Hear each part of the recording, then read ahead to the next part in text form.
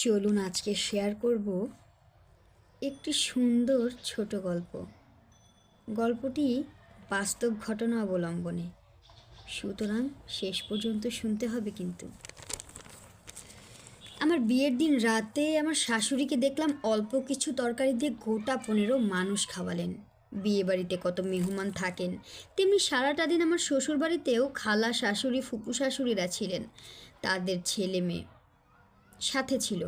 তো এতটুকু তরকারি দিয়ে এতগুলো মানুষ খাওয়ানোতে নিজের ভেতর খারাপ লাগা কাজ করলো। একে তো আমার পরিবারের খাওয়া দাওয়া বেশ ভালো, এরকম এক তরকারিতে অভ্যস্ততা নেই।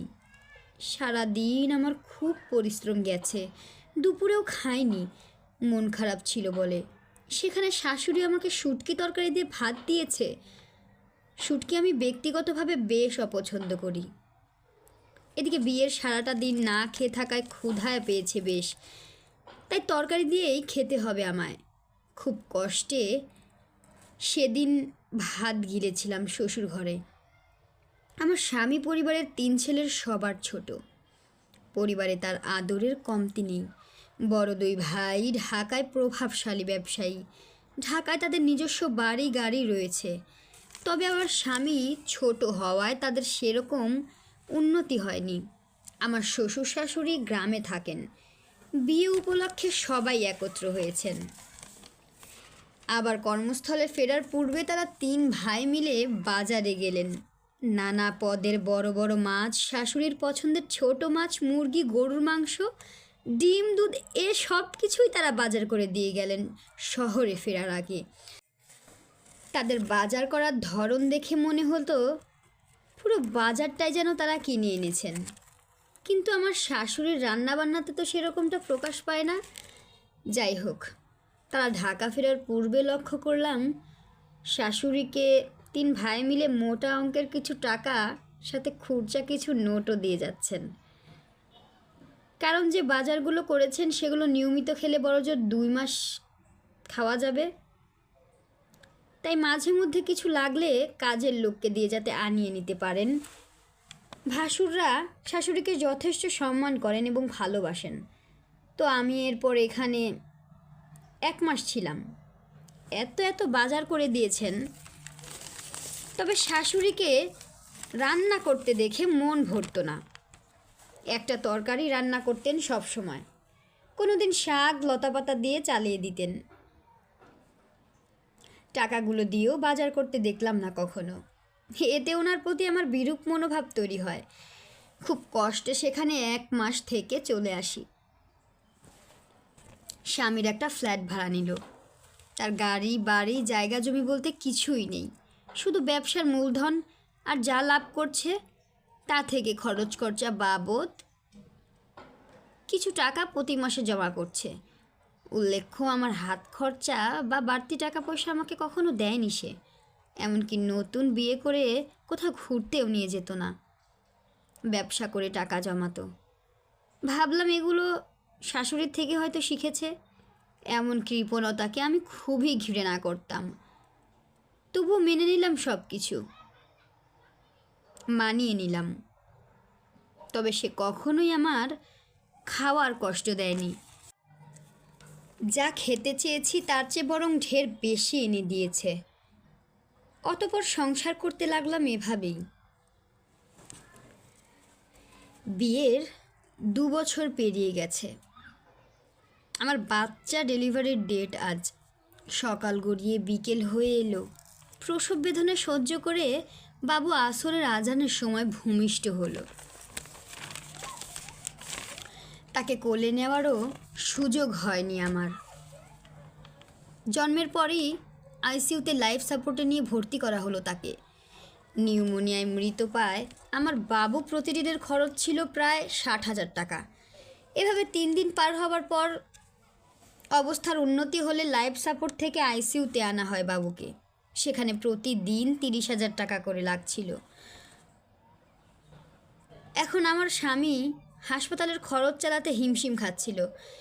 এই অবস্থার পর মোটা অঙ্কের টাকা খরচ হয়ে যায় আমার স্বামীর। তবুও তাকে আমি কারো কাছে হাত পাততে দেখিনি। এমনকি আমার ভাসুরদের থেকেও কোনো সাহায্য নেননি তিনি। এতে তার প্রতি শ্রদ্ধা আমার বহু গুণে বেড়ে গেল। এবারে বুঝতে পারি তার কৃপণতার কারণটি। তার কাছে এতগুলো জমানো টাকা না থাকলে সবার কাছে তাকে হাত পাততে হতো, যা আমার অসম্মানেরও কারণ ছিল। এরপর থেকে আমি আমার চাহিদাগুলো বহু গুণে কমিয়ে দেই, যাতে আমার স্বামী উন্নতি করতে পারে। তারপর থেকে বুঝলাম সে কৃপণ নয়, তবে অপচয় পছন্দ করেন না। কিন্তু শাশুড়ির ব্যাপারটা তখনও মাথায় ঢুকছিল না। তার এত কৃপণতার কারণটা কি? তার তো আর খরচ করতে হয় না, কারো পরিবারও চালাতে হয় না তার। তাহলে তিনি টাকাগুলো খরচ করেন কোথায়? এমন চিন্তা ভাবনা মাথায় সারাদিন ঘুরপাক খেতে থাকলো। পর্ব 2 শুরু করতে যাচ্ছি। এখানে কিছু টুইস্ট আছে, শেষ পর্যন্ত না শুনলে কিন্তু সেটি মিস করবেন। শাশুড়ির সাথে খাবার রান্না করা নিয়ে বনিবনা না হয় প্রায় কথা কাটাকাটি হতো। সেগুলোর তোয়াক্কা না করে আমি আমার পছন্দসই বাহারি পদের রান্না নানা রকম পদ করতে লাগলাম। আমার মন মতোই চলছিলাম আমি। আমার স্বামী আমার মন মতো রান্না করার সমর্থন করতে বলেই শাশুড়ির কথায় কমই চলতাম। শ্বশুর শাশুড়ি স্বামী সন্তান নিয়ে ভালোই চলছিল দিনকাল। একটা সময়ে করোনা মহামারী ছড়িয়ে পড়ল চারিদিকে। ভয়ঙ্কর রূপ নিল মহামারীটি। লাখ লাখ মানুষ মারা যাচ্ছে। লকডাউন দেওয়া হলো পুরো দেশ জুড়ে। কোথাও কেউ বের হতে পারতো না। পুরো শরীর, এমনকি চোখ মুখ ঢেকে নাক মুখে মাস্ক পরিধান করে বাইরে যেতে হতো। তবে দোকান সংখ্যা ছিল খুবই সীমিত। এমন সময় আমার স্বামী সারা দিন রাত বাসায় বসে থাকতো। আমার শ্বশুর শাশুড়িও আমাদের সাথেই ছিল তখন। প্রায় 1 বছরে মহামারীটি চলতে থাকে। ব্যবসা একদমই নেই বললেই চলে। এভাবে বাচ্চাটা নিয়ে সংসার সামলানো কষ্টসাধ্য হয়ে পড়ছিল আমাদের। জমানো টাকাগুলো প্রায় শেষের পথে। খাওয়া পড়া কোনো মতো চললেও আমার স্বামীর ব্যবসা করার পুঁজি শেষ হয়ে যাচ্ছিল। তিনি এ সময় চরমভাবে ভেঙে পড়ে। আমিও আশা হারিয়ে ফেলছিলাম। তবু তাকে সান্ত্বনা দিয়ে বললাম, এত চিন্তা করছো কেন তুমি? আমার মা যে গয়নাগুলো দিয়েছে সেগুলো নিয়ে না হয় ব্যবসা করবে। সে আমাকে বলল, ওগুলো তোমার বিপদের সঙ্গী, আমার নয়। ওগুলো তোমার মায়ের স্মৃতি। আমার প্রাণ যতদিন থাকে ওগুলো আমি বিক্রি করতে পারবো না। এমতাবস্থায় আমার শাশুড়ি পাশের ঘর থেকে সাড়া দিয়ে বললেন, মারে, তোমার গয়না বিক্রি করা লাগবো কেন? আমি বাইচা থাকতে। আমাদের রুমে এগিয়ে এসে এসে উনি বলতে লাগলেন, যতদিন আমি তোমগোর মাথার উপর আসি তোমগোর চিন্তা কারণের প্রয়োজন নাই। আমি মরলে না হয় বিপদে সংসারের জন্য কিছু কইরো। কথাগুলো বলেই তিনি আমার স্বামীকে কয়েকটা নোট ও খুচরা টাকার বান্ডিল ধরিয়ে দিলেন। আমি আর আমার স্বামী হতবাগের চরম পর্যায়ে অবস্থান করছি। ইনি এতগুলো টাকা পেলেন কোথায়? তার ছেলে তাকে জিজ্ঞেস করলো, মা তুমি তো ইনকাম করো না, এতগুলো টাকা তোমার কাছে আসলো কোথা থেকে? তিনি বললেন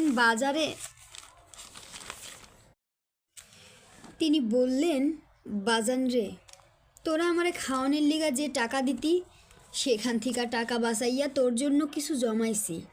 তোর বাপের যখন ব্যবসা আসিল তখন তোর বড় 2 ভাইরেই ব্যবসা করার লিগা টাকা পয়সা দিছে, সাহায্য করছে। তুই আমার ছোট পোলা।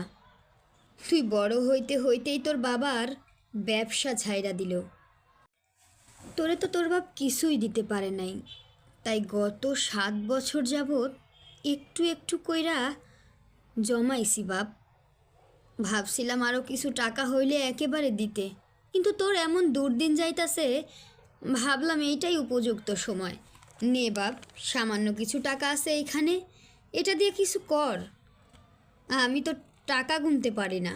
বুইনি দেখ তো কত আছে, আর কিছু লাগলে আমার কানের দুল জোড়া বেইসা দিমুনে। আমার স্বামী বললেন, মা, তুমি যে এতটা করেছো এটাই অনেক কিছু, আমার জন্য অন্তত। এ বয়সে এসে এত কষ্ট করে টাকা জমিয়েছো না খেয়ে, এর জন্যই তো আমি প্রস্তুত ছিলাম না মা। আর কিছুই লাগবে না আমার, তুমি শুধু দোয়ায় রেখো মা। আমি আর আমার স্বামী বসে আছি পাশে। আমার স্বামী টাকাগুলো গুনে শেষ করে মাকে জানালেন সেখানে 3,24,000 টাকা আছে। আমার চোখের অশ্রুকে যেন আটকাতে পারলাম না আমি।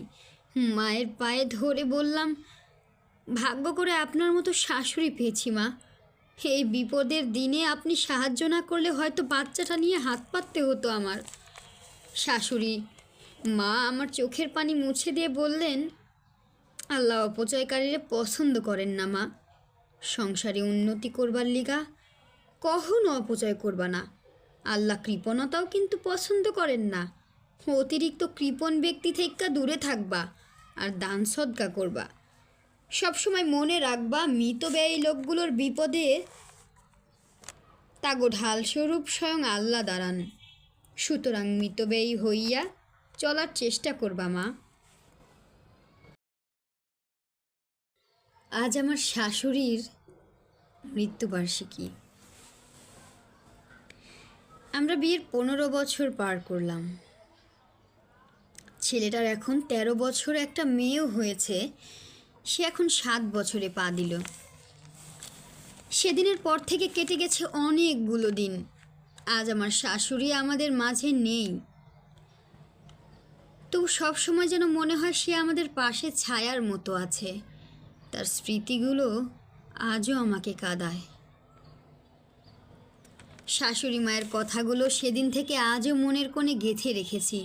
এখন আমার স্বামীর নিজস্ব বাড়ি আছে, গাড়ি আছে, জায়গা জমি করেছে।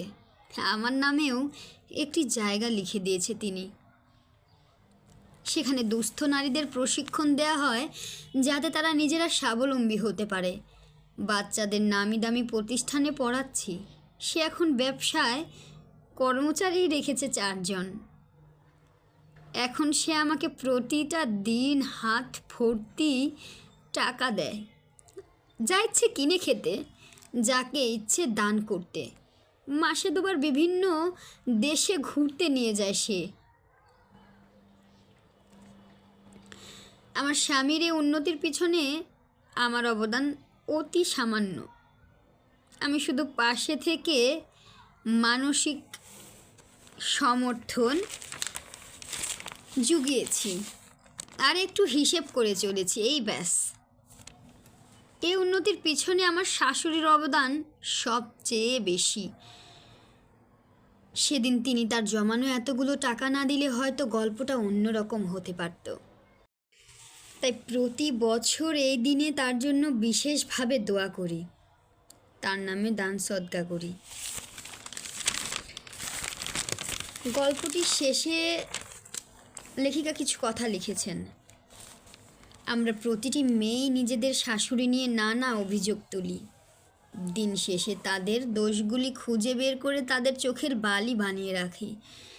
যেসব আপুদের শাশুড়ি আছে তারা গল্পটি শুনে থাকলে তাদের উদ্দেশ্যে কয়েকটি প্রশ্ন রেখে গেলাম। নিজের বিবেকের কাছে প্রশ্নগুলো তুলে ধরবেন। কখনো কি নিজের শাশুড়ির গুণগুলো খুঁজে দেখেছি আমরা? কখনো কি ভাবি যে মানুষটি আমার বা আমার সন্তানের দায়িত্ব নিয়েছে, সে মানুষটিকে যত্নে বড় করেছেন আমাদের একমাত্র শাশুড়ি? স্বামী আপন হলে স্বামীর মাকে কেন মা বলতে আমাদের এত দ্বিধা? আমরা যারা শাশুড়ির দোষ খোঁজার ব্যস্ত, তারা কি কখনো এভাবে নিজেদের দোষগুলো খুঁজে দেখেছি? খুঁজলে হয়তো শাশুড়ি নামক সম্মানিত মহিলার অবমাননা কখনোই করতাম না। আমরা কেন ভুলে যাই যে আমরা একদিন শাশুড়ি হব? তখন যদি এই একই ব্যবহার আমাদের পুত্রবধূ আমাদের সাথে করে, ঠিক যেমনটা আমরা আমাদের শাশুড়ির সাথে করছি। শাশুড়ির বয়সে গেলে আমরা হয়তো এমন খিটখিটে মেজাজেরই হয়ে যাব, আর চোখের সামনে নিজেদের সংসারের ভাগ অন্য কাউকে নিতে দেখলে যে কেউ তার সাথে শত্রুতা করবে। তাই আমাদের উচিত সয়ে যাওয়া। মনে রাখবেন যে সয় সেই রয়। তাই বোনদের বলবো, শাশুড়ি যদি নিতান্তই খারাপ ব্যক্তি হয়ে থাকে, অত্যাচারী হয়ে থাকে, তবুও আমাদের উচিত নয় তাদের সাথে খারাপ ব্যবহার করা। প্রয়োজনে আলাদা হয়ে যান। যদি না পারেন ধৈর্য রাখুন। নিশ্চয়ই আল্লাহ ধৈর্যশীলদের সাথেই আছেন। শেষ করলাম গল্পটি আজকের মতো। কথা ও লেখায় ছিলাম আমি তামান্না তাসনিম।